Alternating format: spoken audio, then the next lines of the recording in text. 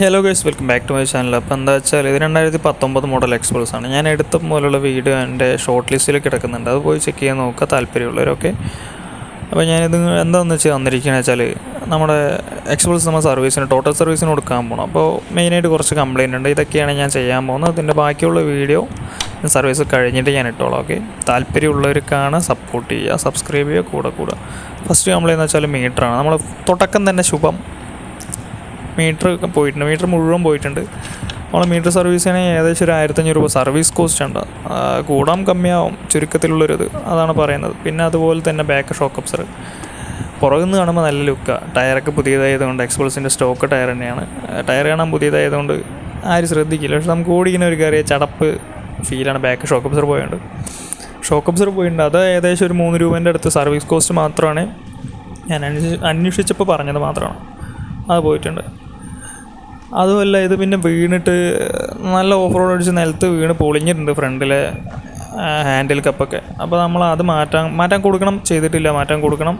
പിന്നെ അതുപോലെ front shock Absar മാറ്റണം. നമുക്കത് കംപ്ലയിൻ്റ് ഒന്നുമില്ല. പക്ഷേ എക്സ്പൾസ് റാലീൻ്റെ കുറച്ച് ഹൈറ്റ് വ്യത്യാസം വരുമല്ലോ എന്നുകൊണ്ട് റാലീന് നോക്കണം. പിന്നെ ഇതിൽ മെയിനായിട്ട് വരുന്ന സംഭവം എന്താ വെച്ചാൽ ഇഞ്ചൻ നോയ്സ് വരുന്നുണ്ട്. ഇഞ്ചൻ നോയ്സ് എന്ത് കാരണം കൊണ്ടാണെന്നൊന്നും അറിയില്ല, പക്ഷേ ഇഞ്ചൻ നോയ്സ് വരുന്നുണ്ട്. വലുതായിട്ടൊന്നുമില്ല, കുറച്ച് ചെറുതായിട്ട് അവിടെയോ എവിടെയെങ്കിലുമൊക്കെ ചെറിയൊരു ഫീൽ. നമുക്ക് ഹെൽമെറ്റ് വരുന്ന സമയത്ത് വണ്ടീൻ്റെ സൗണ്ട് മാത്രം കറക്റ്റായി കേൾക്കാവുന്നതുകൊണ്ട് ഇഞ്ചൻ നോയ്സ് നമുക്ക് ഫീൽ ചെയ്യും. വണ്ടി ഓടിക്കുന്ന സമയത്ത് ഹൈവേയിലൊക്കെ കൈ കൊടുക്കുന്ന സമയത്തായിരിക്കും നമുക്കത് കൂടുതലറിയാം. നമുക്ക് ഭയങ്കര ഇറിറ്റേറ്റിംഗ് ആണ്. എന്താ സംഭവം എന്നറിയില്ല. അതിൻ്റെ കോസ്റ്റ് കറക്റ്റായിട്ട് പറഞ്ഞിട്ടില്ല, ആഴ്ചയല്ലേ പറയാൻ പറ്റുള്ളൂ എന്നാണ് പറയുന്നത്. അതുപോലെ നമ്മൾ ഈ സാധനം ഒന്ന് ബ്ലാക്ക് ആക്കണം. പിന്നെ വണ്ടി ഒന്ന് കളർ ചേഞ്ച് ചെയ്യണം, ചെറുതായിട്ടൊന്ന് ബ്ലൂ ആക്കണം. ഒക്കെ നമ്മൾ RCയിലൊക്കെ ചേഞ്ച് ചെയ്തിട്ടേ ചെയ്യുള്ളൂ. പെയിൻറ്റിങ് വർക്ക് ചെയ്യുന്നില്ല, പെയിൻറ്റിങ് ഒഴിവാക്കണം, സ്റ്റിക്കർ ചെയ്യണം എന്നാണ്. സ്റ്റിക്കറിന് പെർമിഷൻ എന്താണ് അവസ്ഥ എന്ന് അറിയില്ല. ഇപ്പോൾ പൂക്കി വന്നതോടെ ഏകദേശം സെറ്റാണ്, പക്ഷേ അവസാനം ഊക്കുമോ എന്നുള്ളതും അറിയാൻ പാടില്ല.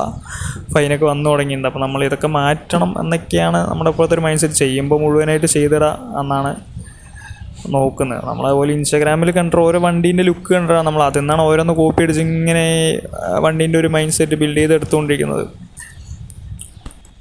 അപ്പോൾ ഇതൊക്കെയാണ് നമ്മുടെ വണ്ടിയിൽ ചെയ്യാൻ പോകുന്നത്. ആർക്കെങ്കിലും പുതിയ എന്തെങ്കിലും അഭിപ്രായം ഉണ്ടെങ്കിൽ ഒന്ന് കമൻ്റ് അടിച്ച് സപ്പോർട്ട് ചെയ്യുമോ?